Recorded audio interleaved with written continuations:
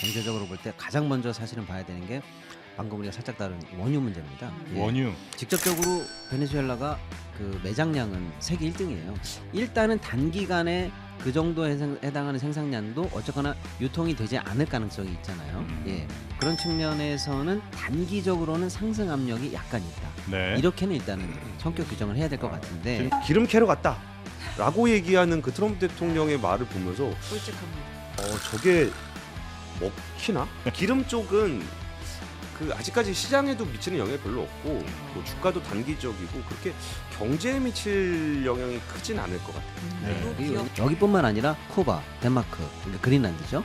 뭐 이런 데까지 다양하게 지금 이제 안보 불안을 야기하다 보니까 네. 어쨌거나 이번 사태가 촉발한 지정학적 불안이 금을 향한 안전산수를 가중시킨다라는 게 현재 금값에 관한 전망 중에 중론인 것 같고요. 네. 최악의 상황이 미국이랑 중국이랑 손잡는 건데 미국이 서방구는 우리 거 손 안 댈게. 그럼 중국이 그래 서방구 니네 하는 거 우리 남아메리카에서 뺄게. 대만 우리 거 손대기 없기. 그렇게 멀리 있는 건 난 잘 모르겠네. 네, 이번 시간은 우리나라 경제를 걱정해보는 경제설전 시간이고요. 특히나 베네수엘라 사태 요거를 또 경제적으로도 한번 저희가 분석을 오늘 한번 해보도록 하겠습니다. 우리나라에 또 영향이 있을 수도 있고 혹은 뭐 글로벌 경제에도 영향이 미칠 수 있으니까 한번 살펴보도록 하겠습니다. 경제설전 함께해 주시는 박시동 평론가님 어서 네, 오시고요. 안녕하세요. 네, 와 그리고 뭐죠? 연예인이다. 아 그건 제가 아니고요. 네, 트로트 가수 뭐 네, 있죠. 한분 계시더라고요. 시동 거는 분 따로 있죠. 네네네. 네, 앨범도 2개나 내셨다. 앨범 2개. 자, 그리고 권순우 기자님 어서 오시고요. 권순우입니다. 네, 반갑습니다. 그리고 경제는 또 우리 최은경 기자 빠질 수 없죠. 네 안녕하십니까. 네, 최은경제. 좋은데요. 네. 자, 그러면 일단 마두로 이거는 진짜 너무 놀라운 일이잖아요. 주말 사이에 벌어지긴 했습니다만 뭐 뉴스는 뭐 많이들 보셨을 것 같고 그렇게 일단은 축출이 된 것 같아요. 왜냐면 베네수엘라 그 부통령이 이제는 미국의 트럼프한테도 굉장히 공손하게 이제 우리 한번 잘해보시자고 뭐 그렇게 또 메시지를 보내는 거 보니까 일단 마두로는 날아간 게 맞는 것 같다. 그럼 도대체 왜 공격을 이렇게 해서 마두로를 쫓아냈느냐? 요거를 조금 더 경제에 무게를 두면서 한번 분석을 좀 해볼까요? 예, 근데 이 이슈는 사실 경제적인 이슈가 있긴 있는데 네. 그렇게 직접적으로 있진 않아요. 이게 왜 그러냐면은 베네수엘라라는 나라가 국제 경제 질서에 거의 편입돼 있는 게 없습니다. 여기가 뭐 매장량이 1위라고는 하지만 실질적으로 매장된 석유를 캐고 있지 않고요. 거기도 다 경제 지지를 받고 있기 때문에 그 팔고 있는 석유의 80% 이상은 중국에서 매입을 해요. 그리고 여기가 이제 중진류 굉장히 무거운 기름들을 캐고 있는데 석유 그것도 수입국이에요? 그러니까 중국이 사들인다고. 네. 중국이. 중국이 사들인다고. 중국이 한 80% 정도를 사들이는데 네. 이것도 이제 그 메이저한 중국의 그 정유 회사들이 사는 건 아니고요. 그 티팟이라 그래가지고 작은 회사들이 좀 사고 있습니다. 네. 그래서 그건 어차피 경제 제재의 대상이었기 때문에 굉장히 소규모로 좀 은밀하게 이루어지던 거래였었고 그러다 요건 좀 보니까 네. 또 기름도 좀 약간 끈적끈적한 기름이죠 여기가. 네, 뭐 치약 같은 그런 기름이죠. 그 정도 질감에. 그래서 그건 이제 뭔가 기름을 이렇게 막 분리하고 하는 데 있어서도 채산성이 좀 떨어지는. 채산성이 떨어진다기보다 이따 좀 설명을 좀 드릴 건데 네. 바로 설명을 드릴까요?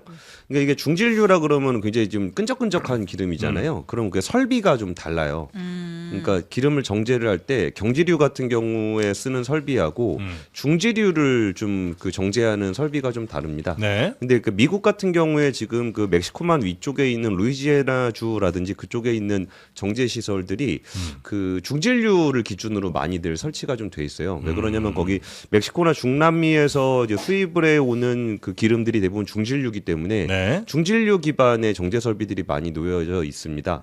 그런데 이제 미국이 그 셰일 혁명 이후에 그 내부적으로 셰일 오일이 굉장히 많이 나왔거든요. 근데 셰일 오일 같은 경우는 경지류예요. 네. 그래가지고 그 정제 시설을 사용하지 못했었는데, 그러니까 굳이 미국이 경제적인 부분 때문에 베네수엘라를 공격했다라고 본다 그러면은 이제 베네수엘라산 중질유를 미국으로 수입을 할 경우에는 지금 가동률이 좀 떨어져 있는 그쪽 그 미국 남부 쪽에 있는 정제 시설들은 기름을 좀 생산할 수 있겠죠. 그리고 중질유가 훨씬 싸요. 그래가지고 그 싼 네. 거 가져다가 정제를 하게 되면은 미국의 기름 회사들은 조금 더 유리한 측면이 있기는 하죠.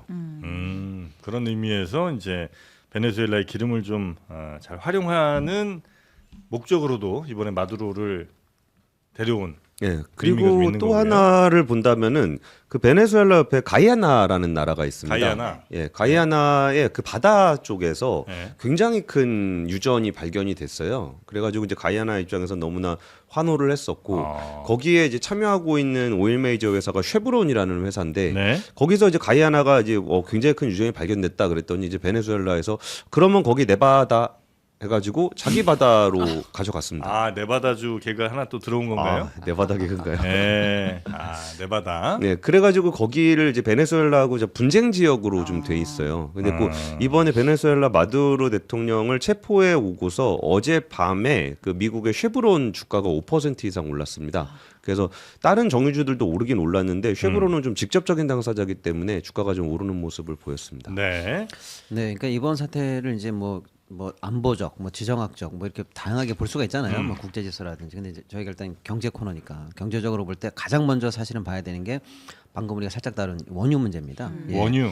근데 이제 그 일단은 이제 방금 공 기자님 말씀해주신 것처럼 직접적으로 베네수엘라가 그 매장량은 세계 1등이에요. 사실은 네. 이번 사태 때문에 많은 분들이 아신 거예요. 원래는 사우디, 뭐 중동 이쪽 1등 아니야?라고 하는데 매장량 기준으로는 그렇습니다. 세계 1등. 세계 1등이고 뭐 사우디보다도 뭐 어떤 통계에 따르면 한 500억 그 배럴 이상 많은 정도. 그러니까 3천억 배럴이 넘어가는 유일한 나라예요, 매장량은. 그러니까 네. 야 그럼 뭐 원유 큰일 나는 거 아니야라고 하는데 사실 이제 생산량으로 보면은 세계 시장에서 0.8에서 1 미만이기 때문에 일단은 원유 시장에 미치는 영향은 제한적 리스크다 이렇게 보는 게 중론인 것 같아요.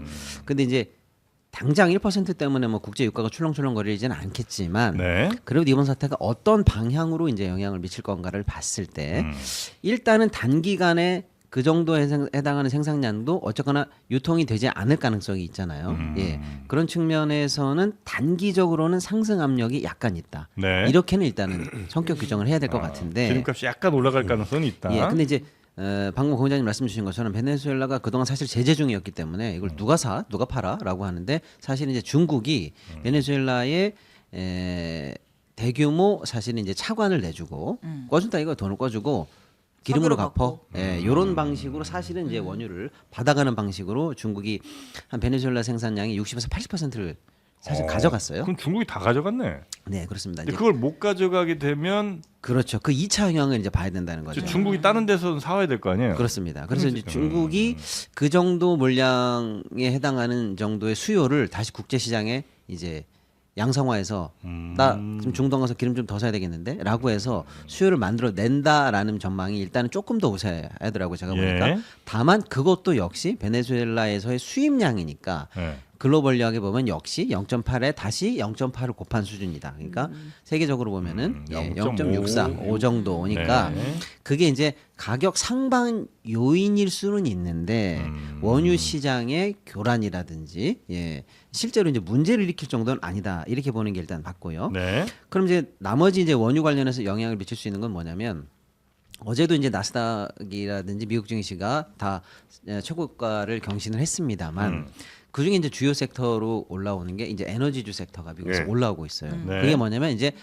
미국 업체들 입장에서는 어쨌거나 베네수엘라 관련해서 이제 헤게모니를 잡게 되면은 1970년대에 사실은 이제 뭐 한 번 축출당하고 차베스 딱 두 번 축출당했던 그래서 일단 베네수엘라가 미국 코앞에 있는데 어마어마한 매장량을 코앞에 두고 사실은 미국 자본이 사실상 이제 군침만 흘리고 이제 철수한 지 지금 꽤 되는 상황인데 여기가 이제 다시 이제 진입하게 됐을 경우에 어쨌거나 시장에서는 호재다 이렇게 보는 것 같아요. 그래서 이제 쉐브론 관련해서는 방금 말씀 주신 것처럼 현재 베네수엘라에 진출해 있는 유일한 미국 자본입니다. 네. 석유 관련해서 여기가 일단은 어쨌거나 호재를 볼 것 같고 말씀 주신 것처럼 가야나 관련해서도 유일하게 거기 현재 이제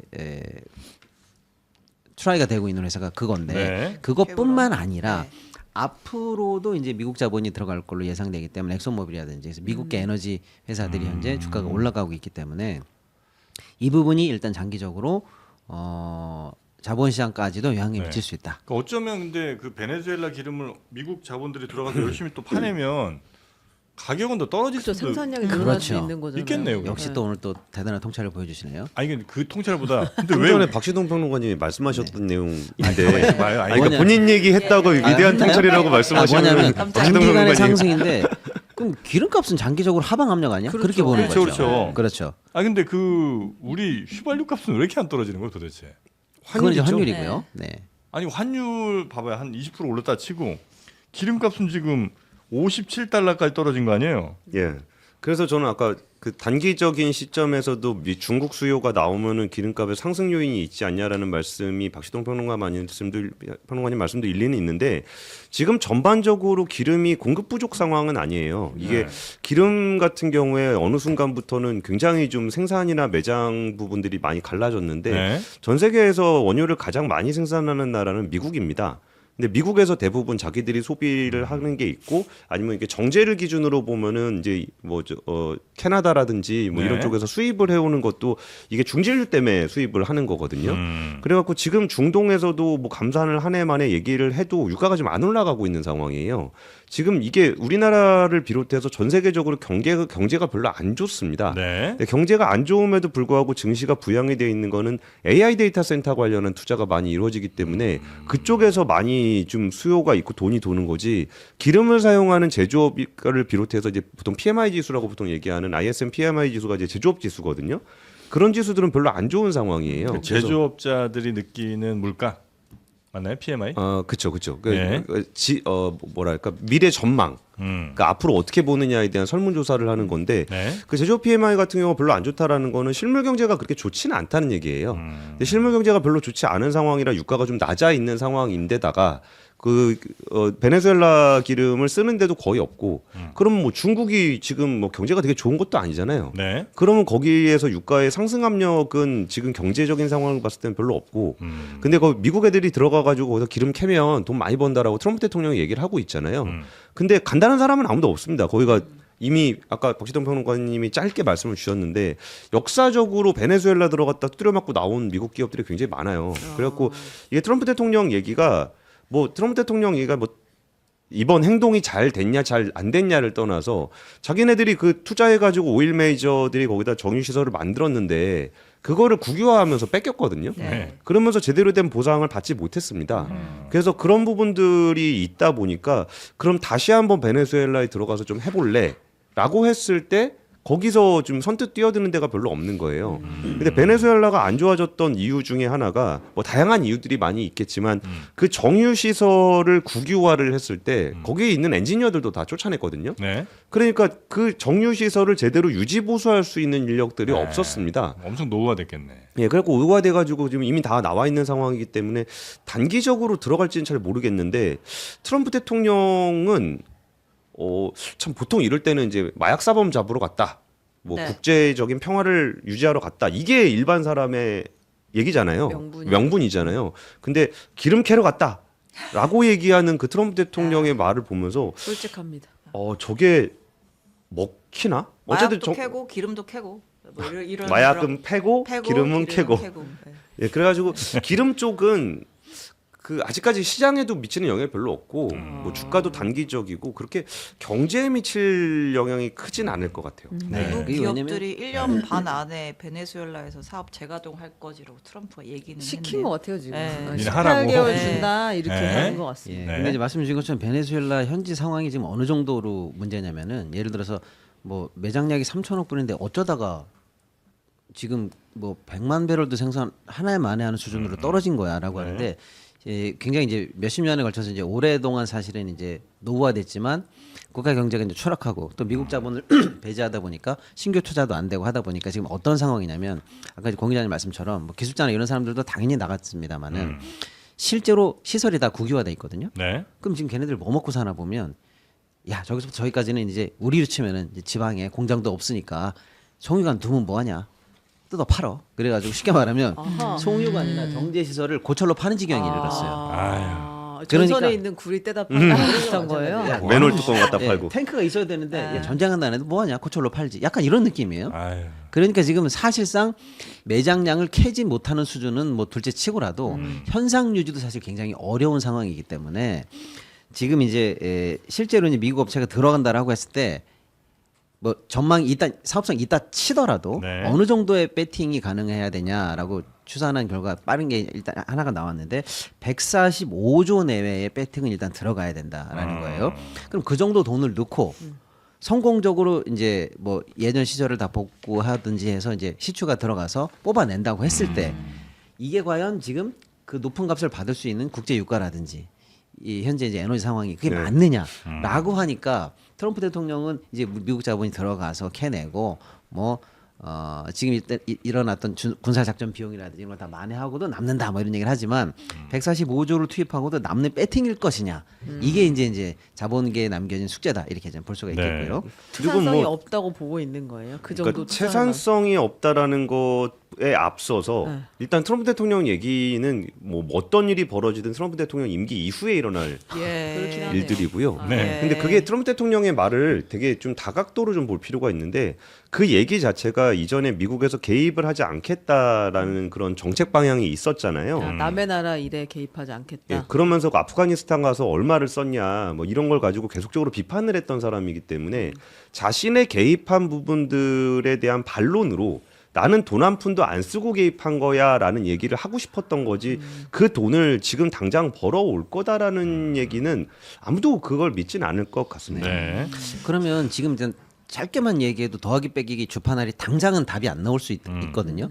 그런데 이렇게 과감하게 미국이 이번 일을 저지른 배경은 단순히 돈을 얼마를 더 벌자, 원유 생산량을 얼마 늘리자라는 것보다는 보다 근본적인 이 헤게모니에 있다 이렇게 보는 중국? 거죠. 아니 맞습니다. 맞지만 결론적으로는 이거죠. 원유에 관한 미국의 가격 통제력 회복입니다. 유지하겠다. 그렇습니다. 실제로는 미국이 지금 원유 생산국 1위예요. 네. 제일 많이 생산합니다. 뭐 경질도 하고 셰일도 하고 뭐 이것저것 다 합니다만은 가끔 이제 들어보셨을 거예요. 아니 뭐 오펙 이렇게 좀 하자 그랬더니 뭐 알겠습니다 하고 나서 지네들끼리 와서 사우디나 이런 애들이 모여가지고 말 안 듣고 미국 입장과 반대로 가가지고 뒤통수를 친다라든지 네. 이런 적이 이제 최근에 계속 있었거든요. 그리고 뭐 러시아 관련해서도 결국에는 또 이란 관련해서도 말씀 주신 것처럼 중국도 결국에는 조금 좀 에너지 관련해서 한때는 좀 타격을 입었었는데 뭐 베네수엘라에서 가져오고 이란에서 가져오고 러시아에서 가져오고 하니까 결국 이 국제 질서라든지 원유 자체에 대한 미국의 그림력이 악화되면은 이거 미국이 갖고 있는 이 글로벌리한 헤게모니 자체가 한 축이 사실은 좀 힘이 약해진다는 걸 아마 느꼈을 거예요. 그래서 네. 이번에 중요한 건 뭐냐면 이제 중진류 관련해서 특히 이제 카리브해 관련해서 헤게모니를 가질 수 있다라고 하면 이 영향력으로 원래 가지고 있었던 뭐 경질류라든지 쉐일이라든지 가스라든지 뭐 등등등 또 국제적인 질서 더하기 네. 이제 중진류라든지 베네수엘라든지 중국과 관련해서 이렇게 저울질을 해가면서 결국 미국이 원하는 국제 원유가를 미국이 만들어낼 수 있는 구조를 만들었다. 이게 이제 본질적인 미국의 이익 아니겠느냐. 글로벌 원유 시장에서 헤게모니도 갖고 오고 예, 가격 결정력이죠. 그치, 내가 가격 원하면 올리는 결정력 거고 내가 내리라면 갖고 내리는 거야. 오고 예. 남미에 자꾸 퍼지는 것 같은 반미 분위기 또 친중 분위기 그것도 좀 차단도 좀 하고 네. 뭐 이런 이제 여러 목적들이 이번에 작용이 됐겠죠. 그리고 아까 중국에 대한 얘기를 좀 해주셨는데 그 트럼프 대통령의 그 전략들을 보면은 중국에 대한 견제라는 표현을 조금 달리 볼 필요가 좀 있어요. 네. 그러니까 예전에 기름을 중동에서 가지고 오던 시절에는 그쪽에서 오는 그 해상 운송망을 확보를 하지 않으면은 미국 자체가 에너지 확보가 되게 어려웠었거든요. 근데 지금은 미국이 전체적으로 에너지를 자급자족할 수 있는 나라가 됐기 때문에 사실은 중동에 별로 관심이 없습니다. 거기서 괜히 끼어들어가 갖고 돈만 쓰고 욕만 먹고 뭐 이런 것들이 별로 필요 없다라고 느끼는 사람이 트럼프 대통령이고요. 중국과의 견제도 사실은 트럼프 대통령이 중국을 때리기는 하지만 그렇게까지 신경 쓰고 있지 않다라고 좀 볼 수도 있어요. 그게 왜 그러냐면 지금 그 얼마 전에 발표됐던 미국의 국가 안보 전략이라 그래서 NSS 보고서라는 게 있었습니다. 네. 그 보고서에서는 서반구에 대한 표현이 나와요. 서반구라는 거는 그 아메리카 대륙을 얘기하거든요. 예. 그러니까 북미, 중남미 여기를 얘기하는 건데, 그러니까 사실 트럼프 대통령은 중국 같이 센 나라하고 별로 싸우고 싶어하지 않아요. 그냥 자기들끼리 잘 먹고 잘 살고 싶은 건데. 그러니까 굳이 중국을 견제하는 게 있다 그러면은 남미는 내 구역이니까 들어오지 마라.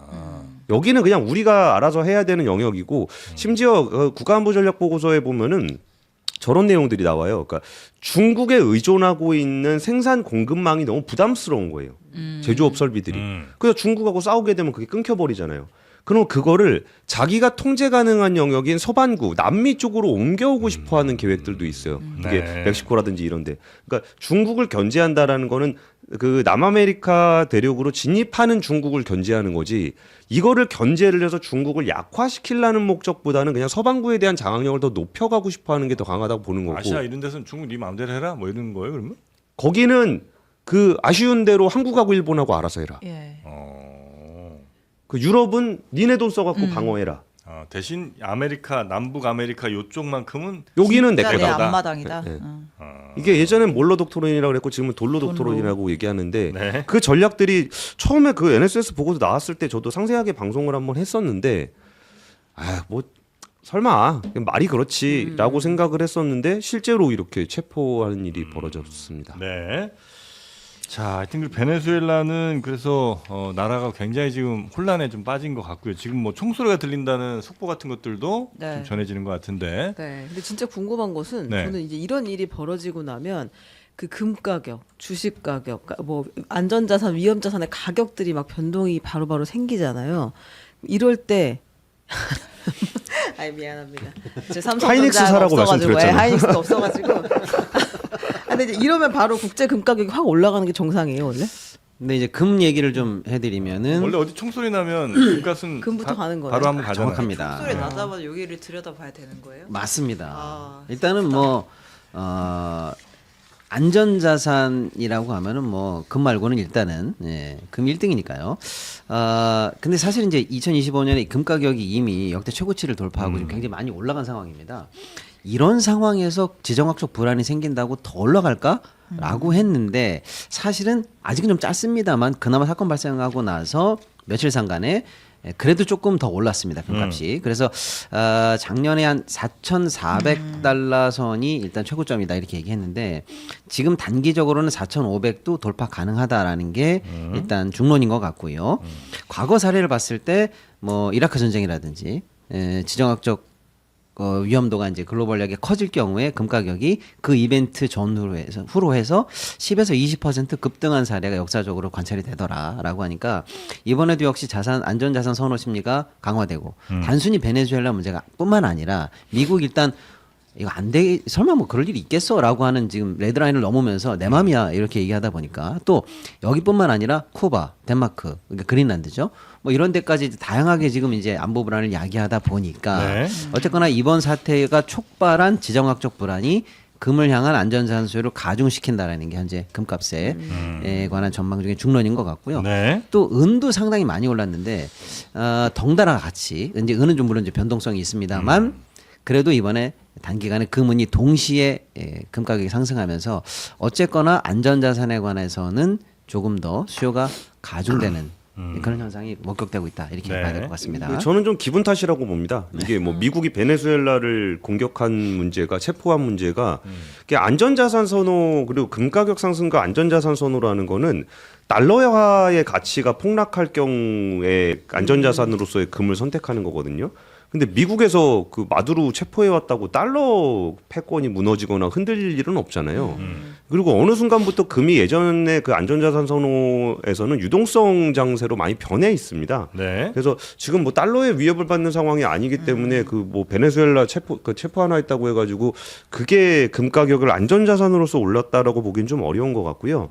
워낙 유동성이 풍부한 상황이기 때문에 금 가격 변동성은 약간 좀 오른 거는 뭐 원래 사고 나면 한 번씩 쳐다보게 되는 거 있잖아요. 그러니까 뭐 전쟁 나면은 괜히 뭐 방산주 한 번씩 쳐다보는 것처럼 그런 테마성 움직임이 좀 있었던 것 같고 은 같은 경우는 금하고 또 완전히 별개로 그 중국에서 수출 통제를 하면서 이게 산업재에 은을 되게 많이 쓰거든요. 뭐 태양광 패널이라든지 이런 데. 그렇죠. 그래서 거기서 수출 쪽에 실제 수요의 영향으로 은이 많이 올라왔었던 부분과 거기에 투기 수요가 끼니까 시카고 선물거래소에서 그 증거금리 인상시키면서 은 가격을 통제를 한 번 한 적이 있었거든요. 그래서 떨어진 거라 이거를 그 베네수엘라 문제를 너무 경제적인 관점에서 바라보게 된다는 거는 조금은 테마주 투자하는 정도 수준의 그런 변동성을 보이고 있는 것으로 저는 보고 있습니다. 네. 원래 이제 이런 거 생기면 이 직접적으로 인과관계 없더라도 요때 요거 있으면 또 요걸로 이제 스토리 만들어내는 게 또 이 경제 쪽에서는 많이 하는 일 아니겠습니까? 예. 네. 자, 그리고 그린란드도 지금 트럼프가 호시탐탐 계속 지금 침을 흘리고 있는 거죠? 그린란드는 뭐 때문에 그래요? 그린란드의 위치가 상당히 이제 좀 복합적으로 네. 원래 중요했는데 여기 이제 덴마크령인가? 그죠? 그렇습니다. 네. 사실은 데마크 땅이에요. 근데 이제 땅이죠. 데마크가 네. 거기 이제 원주민들이 많다 보니까 네. 사실은 이제 국방, 뭐 외교 요거만 빼고 나머지는 이제 자치권을 준 사실상 이제 뭐 평시에는 그냥 자치되고 있는 네. 거긴 합니다만은 엄밀히 말하면 덴마크 땅이죠. 근데 이제 트럼프 대통령 취임하자마자 선언을 했어요. 저거 내가 욕심 나는데 네, 사고 싶다. 가지고 와야 되는데 팔으라고 됐었잖아요. 덴마크한테 네, 돈 네, 줄게. 네. 그래서 사실은 이제 덴마크랑 지속적으로 이제 좀 문제가 됐었고요. 뿐만 아니고 이제 노르웨이라든지 이쪽 그 스칸디나비아 쪽 그 국가들도 사실은 이제 관심 있는 분야입니다. 지금 저게 덴마크뿐만 아니라. 네. 그래서 사실은 이제 이 문제가 그쪽으로 튈 가능성이 언제라도 있어서 사실 걱정하고 있었는데 어저께 보면 이제 SNS에 하나 또 올라왔어요. 미국에 뭐 누구 비서관의 뭐 분이라든지 뭐 하는 사람이 올렸는데 그린란드 전체를 미국 국기를 달아가지고 네네. 달아가지고 순 이렇게 달아가지고 네, 곧 순. 예라고 해서 사실상 이제 베네수엘라 문제뿐만 아니라 이제 글로벌리하게 미국이 헤게모니 관련해서는 거침없이 야욕을 부리겠다라는 것을 이제 보여주고는 있는데요. 네. 그린란드의 가치는 일단 여러 개가 있는데 하나는 이제 최근에 이제 각광을 받고 있고 사실 이제 미래에 아주 중요한 이 섹터로 보고 있는 게 북극 항로거든요. 이쪽 경로 중에서 그린란드를 빼고는 얘기할 수가 없기 때문에 지정학적으로 위치 자체가 로케이션 네. 자체가 중요하고요. 히토류라든지 주요 광물들이 또 상당 있는 부분 것으로. 있다 이렇게 좀 보여지고 있고요. 그래서 이제 러시아, 중국, 미국 다 사실은 지정학적으로 여기 굉장히 지금 중요하게 생각하는 포인트이기 때문에 미국 입장에서는 단순히 뭐 미국의 헤게모니에 유리하게 그린란드를 재편한다는 걸 넘어서서 네. 이참에 가져오지 뭐라고까지 하는 얘기가 나오는 정도까지 일이 지금 발전된 것 같습니다. 뭐 이른바 나주라죠, 나주라. 그 나주라. 그 지구본을 위에서 보시면 좀 편해요. 이게 우리가 평면 지도를 보니까 그린란드를 왜 미국이 탐을 낼까 이런 게 좀 헷갈리는데 지구본을 또 긋고서 위에서 이렇게 내려다 보면은 거기에 그 미국이 있고 그린란드가 있고 바로 러시아가 있어요. 그러니까 바로 붙어 있어요, 다. 거기 캐나다 거기 뭐죠 거기 알래스카. 여기 다 붙어 있거든요. 네. 그리고서 그거를 군사 지도로 보면은 그쪽에 이제 러시아를 중심으로 해서 빼곡하게 거기가 미사일 기지들이 쫙 설치가 돼 있습니다. 근데 이제 미국 같은 경우는 거기에 그린란드가 껴있기 때문에 여기에 군사 기지를 설치하기가 좀 어려워요. 그래가지고 그 부분에서 이제 나중에 지금 뭐 기후 위기라고 우리는 부르고 거기 북극의 얼음이 녹는다고 얘기를 할 때 트럼프 대통령은 지금 열심히 북극의 얼음을 녹이고 있는 사람 아닙니까? 녹으면 더 좋은 거죠. 뭐 그쪽이 녹아라 막 그러고 있는 거니까 녹으면은 거기가 이제 항로도 만들어지겠지만 군사적으로 굉장히 유충지가 돼요. 그리고 그게 거기가 SLBM이라 그래가지고 이제 잠수함에서 핵미사일 발사하는 거 있잖아요. 네. 그러면은 러시아 기지에서 만약에 핵미사일을 발사를 하게 되면은 위성으로 다 탐지가 돼요. 근데 북극 항로 쪽에 이제 그쪽에 잠수함으로 들어가서 거기서 SLBM을 쏘게 되면은 굉장히 군사적으로 취약한 측면이 있습니다. 그리고 제가 아까 서반구라는 표현을 써서 말씀을 드렸는데 서반구라는 게 이게 동그랗게 보면 딱 반 잘랐을 때 반구잖아요. 네. 그 반구가 보면은 이게 제일 밑에 있는 칠레부터 해서 쫙 올라와서 보면 거기 그린란드가 있어요. 그러니까 요 지역은 사실은 내 땅이야. 라고 얘기했던 그 지역 안에 그린란드가 포함이 돼 있습니다. 네. 자꾸 덴마크만 하더라도 야 덴마크는 지도로 보면 덴마크는 왼쪽 위에 네. 있고 그린란드는 오른쪽 위에 있는데 이게 왜 얘 땅이지라고 보실 텐데 이거 위에서 보면 같이 붙어 있거든요. 그래가지고 그 부분들을 군사안보적으로나 에너지 자원적인 측면이나 아니면은 그 지정학적인 측면, 그 아메리카 대륙을 중심으로 해서 그 미국을 둘러싸고 있는 그 지형적인 특성을 보더라도 그린란드를 탐내는 거죠. 네. 근데 사실은 미국이랑 나토는 동맹국이잖아요. 네. 그러면 동맹국끼리 거기 같이 방위하자. 그랬을 때 그걸 누가 반대를 하겠습니까? 근데 자꾸 나 줘라 그러니까 뭘 자꾸 달래. 돈 줄게. 그럼 돈도 달러 자기가 찍어서 주는 거잖아요. 그래갖고 아니 그 도대체 왜 그런지 모르겠어요. 아, 결론은 왜 그러는지 모르겠다. 네. 제일 황당한 건 덴마크죠. 그래서 덴마크는 지금 우리로 치면 뭐 안보 백서, 국방 백서 같은 거를 내는데 2025년에 첩보 전망 보고서를 냈는데요. 네. 여기에 그냥 대놓고 써 있습니다. 미국을 잠재적 안보 위협국. 네. 덴마크 이렇게 딱 천명하고 미국이 자국의 의지를 관철하기 위해서 경제적 힘뿐만 아니라 군사력 사용을 배제하지 않고 있다라고 해서 미국이 이제 덴마크 입장에서는 잠재적인 안보 위협 국가가 됐어요. 덴마크도 지금 뭐 발등에 불 떨어진 상황이다. 그럴 이렇게 것 그 같네요. 덴마크가 막 데뷔한다고 하니까 트럼프가 뭐 개썰매한테 추가하려냐 이랬잖아요. 진짜요? 기자들 만나가지고 개썰매 테마주를 한번. 실제로 개썰매 방위 그 하는 애들이 있긴 한데 근데 아, 이래놓고 덴마크에? 나면 그린란드를 뭐 이렇게 가져가도 뭐 누가 막지를 못하겠어요. 지금 이런 상황이면. 그 원래 이제 이런 거는 서로 강대국들이 막 옆에 있는 땅 침공하고 이 땅 넓히고 하는 거는 이제 우리 서로 2차 대전 이후로는 하지 말자. 이게 이제 동의된 거잖아요. 합의된 거잖아요. 그러니까 힘에 의한 변경을 하지 말자라 그랬는데 트럼프 대통령은 취임한 이후에 바로 그 미국 밑에 멕시코 사이에 있는 멕시코만의 이름을 아메리카만으로 바꾸기도 했고 네. 거기 파나마 운하 같은 경우에도 놔주라 이것도 했거든요. 그러니까 지금까지 했던 행동들을 보면은 미국의 굉장히 지정적으로 좀 크리티컬한 포인트가 있는 부분들 또 과거 역사를 또 이렇게 쫙 거슬러 올라가 보면은 예전에 미국이 한 번씩 또 손 댔던 지역들이기도 해요. 그래서 역사적 정통성에서도 얘기를 하려 그러는데 근데 역사적 정통성 얘기하다 보면은 뭐 할아버지까지 가면은 어딘들 뭐 안 통하는 데가 어디 있겠습니까? 근데 그 부분들이 이제 미국의 행보가 이게 트럼프 대통령이 아무래도 올해 중간 선거를 앞두고 내부 결집을 위해서 더 거세질 가능성이 있거든요. 네. 그래서 저는 오히려 지금 미국이 저런 행동들을 봤을 때 뭐 베네수엘라에 대한 유가를 걱정하는 것보다는 오히려 그러니까 미국이 싫어, 미국한테 삥 뜯길 수 없어라는 사람들을 중심으로 해서 뭔가 이렇게 자기들끼리 뭔가를 만들어 가려고 사부작 하고 있거든요. 근데 거기에 다들 손잡고 싶어하는 나라가 우리나라입니다. 그냥 우리나라는 뭐 돈도 좀 있겠다, 무기도 잘 만들지, 뭐 원자력 발전소도 만들지. 그러니까 자꾸 어제 뭐 시진핑 주석도 와가지고 아 우리 그래도 일본이랑 싸울 때는 같은 편 아니었나요? 뭐 이런 얘기 굳이 하잖아요. 그러니까 일본에서는 중국이 한국하고 일본을 이간질하고 있어. 누가 보면 한국하고 일본이 뭐 되게 친했나요? 그걸 무슨 이간질을 하기를. 그래갖고 지금 오히려 우리나라가 여기서 어떤 포지션을 가져가느냐가 되게 중요한데 네. 트럼프 대통령이 보여준 포지션은 그 친미 일색인 국가를 한다고 해서 도와주진 않아요. 그렇죠. 오히려 그리고- 더 우습게 봐. 그리고 우리나라는 네. 서방구 국가가 아니기 때문에 그렇게 관심도 없는 것 같아요. 그래서 너네 돈 많은 동맹이니까 돈이나 제때 내. 이 정도가 트럼프 대통령이 우리나라를 보는 관점이 아닐까 싶습니다. 트럼프 아까 뭐 내부 결속도 말씀해 주셨습니다만 실제 베네수엘라 치죠. 인기 올라가고 예. 아마 그린란드 뺏어온다고 뭐 좀 저 항공모함 보내고 하면 이게 뭐 비이성적이냐 이성적이냐를 떠나서 국민들은 분명히 더 지지할 거란 말이죠. 그럼 아마 저 중간 선거에서 분명히 도움이 될 거고 그걸 알고 있는 트럼프가 가만히 있지는 않을 것 같긴 하다. 근데 미국이 이러면 미국만 이러겠어요? 중국도 이러고 러시아도 이럴 거 아니에요. 아 미국이 하니까 우리도 할게요 뭐 네. 이렇게. 그러니까 그럴 수 최악의 있죠. 상황이 미국이랑 중국이랑 손잡는 건데 미국이 서방구는 우리 거 손 안 댈게. 그럼 중국이 그래 서방구 니네 하는 거 우리 남아메리카에서 뺄게.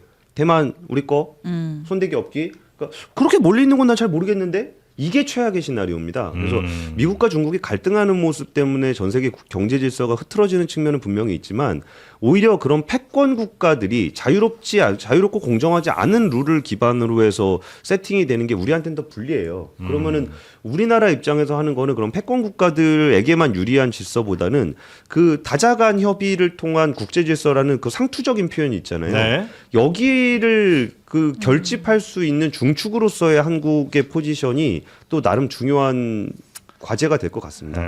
알겠습니다. 자 그리고 베네수엘라는 요 정도 정리하면 네. 괜찮을까요? 네 하고 그 다음에 위약금 요즘 통신요금 뭐 위약금 면제해 준다고 그래서 난리가 났다면서요? 이른바 그 핸드폰 무슨 저 성진이 뭐 이런 저 대리점 같은 데서 보조금을 엄청 살포를 하는 수준이라고 하던데. 제가 지금 좀 전에 성지에서 문자가 하나 왔는데 아이폰 16 128기가 LG U 플러스로 옮기면 60만 원 준다. 아이폰 16이요. 그러니까 기계도 주고 60만 원도 준다고요? 준다고 60만 원 준다고요. 진짜로요? 바로 갈 기세네. 요즘 번호 이동할 때 통신사 이동하면 와 진짜 많이 주더라고요. 그 S25는 40만 원 준다. KT는 45만 원 준다. 네. 맞아. 숫자들이 여기가 좋네요. 비교원이 성지입니다, 여러분. 아 맞다. 거기는 평시. 항시. 지금 정신 이제 바짝 비상 상황. 차리고요. 네. 네. 지금 왜 비상 상황이냐면은 KT가 12월 31일부터 위약금 면제를 실시를 했어요. 그래서 오늘 13일까지 위약금이 면제가 되는데 여기서 좀 눈여겨 보셔야 되는 포인트가 위약금이 면제가 된다고 해서 내지 않는 건 아니거든요. 그러니까 내고 다시 돌려받는 거예요. 그래요? 예, 예. 근데 그게 돌려받는 기간이 31일이에요. 1월 31일. 그러니까 내가 만약에 위약금 면제라 그래가지고 취소를 하셨다. 그러면은 위약금 환급 신청을 1월 31일까지 하셔야 돼요. 안 그러면 못 받아요. 신청을 해야 받는 거예요? 예, 예. 이게 왜 중요하냐면은 KT가 작년 4월에서 7월까지인가 위약금 면제 기간 SKT가 4월에서 7월까지인가 위약금 면제 기간을 가졌거든요. 근데 그때 위약금 면제 신청을 받은 사람은 그 이후로는 위약금을 환급을 받을 수 있는 기간은 아직까지 종료되지 않았어요. 그러니까 일단 그 기간에 그만두면 위약금은 무조건 돌려드릴게요를 지금까지 유지를 하고 있는데 KT 같은 경우는 13일까지 신청을 하고 31일까지는 환급을 받아야 돼요. 못 받으면 사라집니다. 그래서 이거는 좀 뭐 이렇게 빡빡하게 해 우리한테? 그러니까 KT가 그 SKT에 대비해서 좀 욕을 좀 덜 먹었습니다. 아. 맞아요. 이거 더 할까요, 그러면?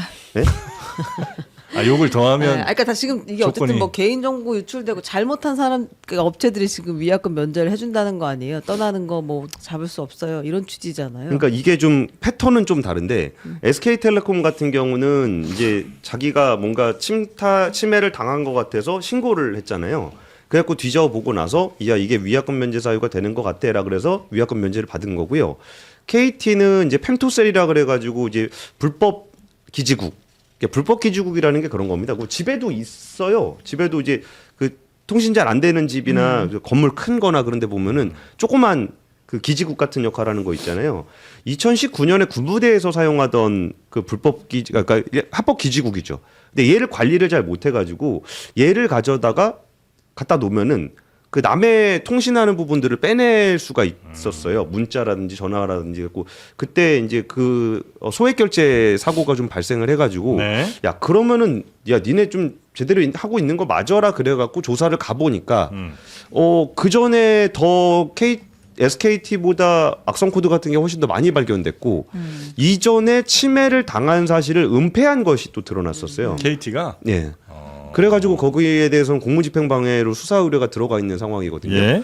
근데 우리가 좀 SKT 때 워낙 화들짝 놀라고 나니까 KT 때는 화들짝 놀라야 하나라고 고민하고 있을 때 쿠팡이 터졌어요. 맞아요. 그래가지고 제대로 못 놀랬네. 예, 못 놀랬어요. 그래가지고 이제 그 KT가 제공하는 안이 예전에 SKT 때보다 조금 미흡하지 않나. 좀 더 놀랐어야 돼. 아. 쿠팡이 좀 더 늦게 아니 나왔어요. 근데 보세요, 이거 KT 그래서 어디로 가? SKT로 가요? 지금은 SKT로 많이 난리가 가죠. 나는데 네. 뭐 KT로 SKT로 가요? 70%가 다 간다는 아니, 거예요. 이게 무슨 상황이에요 이게 지금? LG 플러스 있잖아요. 그 나주라. LGU 플러스도 네. 그 OS를 삭제하고 터졌나? 그러니까 터졌는데 네. 그거를 서버를 교체를 하고 OS를 교체한 사실이 발견이 돼가지고 이거 서버 교체하고 OS 바꾸면은 조사 못 하거든요. 그래가지고 그것도 이제 공무집행방해로 수사 의뢰가 네. 들어가 있는 상황입니다. 혹시 쿠팡 대주주가 KT 아닌지 한번 조사를 해봅시다. 네. 그거는 중국의 음모라는 얘기가 좀 있습니다. 아 그래요? 아이고 그러니까 뭐 털린 놈한테서 털린 놈으로 이동하고 털린 놈한테서 털린 놈으로 이동하는 게 무슨 의미가 있나? 근데 이번에는 보니까 네. 그때 이제 SKT가 한참 그 여론의 지탄을 받고 있을 때 KT가 좀 즐겼어요. 그랬죠. 네. 그러면서 유심만 바꾸실 네. 겁니까? 뭐 유심만 바꿔서 되겠습니까? 그러면서 엄청 땡겨갔거든요. 근데 그 와중에 그 영업 정지를 당했습니다. SK텔레콤은. 그러니까 자기들은 영업을 못하는 상황에서 KT한테 이렇게 당하고 나니까 요즘에 제가 좀 분위기를 보니까 일을 박박 갈았구나. 일을 팍팍 갈아갖고 이번에 진짜 그러고서 이제 만날 때마다 그런 얘기해요. 공 기자님 KT는 왜 영업 정지 안 하는지 방송에서 얘기 좀 해주세요. 이거를 계속 진짜 그래서 이번에 좀 SKT에서 드라이브 세게 걸어갖고 어쨌든 그 전체 이탈자 중 KT 이탈자 중에 65%가 SKT로 옮겼다고 하더라고요. 아 그래요. 근데 우리는 뭐 어차피 털린 거 네. 놔주라. 뭘 자꾸 달래는 거야. 아, 고생 많이 주는 대로 가야지 뭐. 네. 네, 여튼 그리고 이제 단톡법도 폐지가 됐기 때문에 네. 좀 시원하게 풀고 바꾸려는 있습니다. 지금이 그나마 어쨌든 돈 많이 들어가는 거긴 네. 하지만 그나마 조금 더 돌려받으려면 그리고 이제 가는 게 통신 3사가 제일 다 싫어하는 제 결론 멘트는 위약금이 없으면 보조금 이제 다 필요 없어지는 거잖아요. 알뜰폰이 쌉니다. 아 확실히 쌉니다. 아 그래요. 네. 알뜰폰이. 네. 근데 막 뭐 본인 인증할 때 불편하진 않나요? 전혀 안 불편해요. 전혀 안 불편해. 네. 편의점에서 유심사 갖고 껴가지고 아. 온라인으로 개통하면 굉장히 쌉니다. 로밍 같은 거 할 때 괜찮아요? 전혀 문제 없습니다. 아 이게 고객센터 전화하면 안 받고 이런 거 없어요? 그거는 좀 있어요. 늦어졌는데 지금 시간이 많이 늦어졌는데. 아이고, 이 사진 15분 분이- 기다리고 계세요 밖에서. 아이고 지금. 죄송합니다. 네 이렇게 중요하죠. 요즘에 네. 통신사 이동이 좋을 때다. 네. 요럴 때 여러분은 부채 스지곰탕으로 넘어갈 거 찾느라고 계속 지금. 행복을 한번 또 찾아보시라. 예, 부채곰탕으로 넘어갑시다. 네, 오늘 이거 알뜰폰 광고 아니었어요. 이건가요? 네, 부채 스지곰탕 가성비의 끝판왕이지요. 간편하게 그냥 데워 드시면 끝이고요. 한우 사골로 만든 바로 그 제품. 요게 그냥 제품 받자마자 이것도 물 300ml 딱 넣고 300ml짜리 생수 한 통 있잖아요. 그거 딱 넣으면 끝. 네, 그렇게 드시면 되겠습니다. 약간 당황하실 것 같은데. 아니, 시간이 시간이 막 계속 기다리고 계셔가지고 그러네. 쫓기고 왜냐면 저희가 있어서요. 이제 맞습니다. 잠시 후에 그 민주당 원내대표 박정 보선 의원 나오는 모시고. 박정 의원이 또 출연을 하시거든요. 기다리고 계셔서 얼른 모셔야 되는데 자, 요 스지 곰탕 요게 이제 밥 말아 드시면 좋고요. 아니면 요즘에 그 라면 그 뭐죠? 그 사리면 끓여갖고 여기다 넣어 드시면 그것도 또 괜찮더라고요. 아니면 이제 조금 살찌는 거 걱정된다 그러면 이제 당면 같은 거 이렇게 해서 드셔도 괜찮고 당면 살 빠지는 거 맞아요? 색깔 없잖아. 색깔 없으면 좀 살 빠지는 거 아니에요? 다음에 이런 거 할 때는 미리 말씀 주시면 식사를 안 하고 와야 될 것 같습니다. 안 너무 돼. 맛있어요. 아 맛있어요? 중간 유통 없이 대기업 프랜차이즈에도 납품하는 그 제품입니다. 평일 오후 3시까지 주문하시면 당일 발송해드리니까 지금 주문하시면 바로 오늘 출발 내일 도착입니다. 네, 저희 삼구갈비 더보기 링크 들어가시면 다양한 삼구갈비의 가심비, 가성비 제품이 가득하니까 지금 들어가셔서 다양하게 한번 만나보시고요. 요거는 3,900원에 만날 수 있는 부채 스지 곰탕이었습니다. 자, 우리 박시동 평론가 오늘 경제 얘기는 안 했는데 밥 얘기를 좀 하셔야 되지 않을까? 한 두 숟갈 예의상 먹으려고 그러는데 계속 먹고 있네요. 아, 거의 의도한 다 바는 먹었습니다. 아니었는데. 네네네. 한 번 넣으니까 멈출 수가 없네요. 그렇습니까? 네. 국밥에도 전문성이 있으시고 노래도 전문성이 있으시고 노래는 뿐이고죠. 네. 우리 박시동 뿐이고. 자, 두 분 대단히 감사하고요. 저희는 그러면 더불어민주당 박정 의원 만나러 가겠습니다. 두 분 고맙습니다. 네. 네, 감사합니다. 감사합니다.